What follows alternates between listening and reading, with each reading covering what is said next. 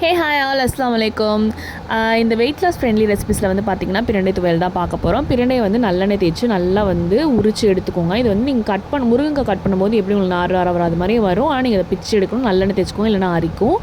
இப்போ வந்து கடாயில் வந்து நல்லெண்ணெய் வந்து ஒரு டேபிள் ஸ்பூன் ஊற்றிக்கோங்க. இதில் வந்து உளுந்தம்பருப்பு 1 டேபிள் ஸ்பூன், வரமிளகாய் ஒரு 5, புளி வந்து ஒரு சின்ன நெல்லிக்காய் சைஸில் வந்து ஆட் பண்ணிக்கோங்க.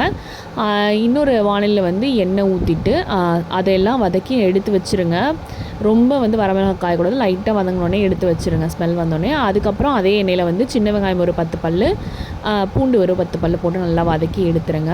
இப்போ அந்த எண்ணெயிலே வந்துட்டு எண்ணெய் பத்தாது, இன்னும் கொஞ்சம் எண்ணெய் ஊற்றிட்டு பிரண்டையை போட்டுருங்க.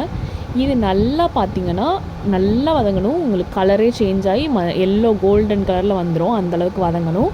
இது வந்து நம்ம தொப்பை ஃபேட்டை குறைக்க, பெல்லி ஃபேட்டை குறைக்க ரொம்பவே ஹெல்ப்ஃபுல்லாக இருக்குது அப்படின்னு சொல்லி நான் வந்து கேள்விப்பட்டிருக்கேன். ஸோ நம்ம வந்து ட்ரை பண்ணி பார்ப்போம். இதெல்லாம் வந்து தனியாக அந்த மாதிரி வதக்கி ஆற வைக்கிறதுக்காக எடுத்து வச்சுருங்க.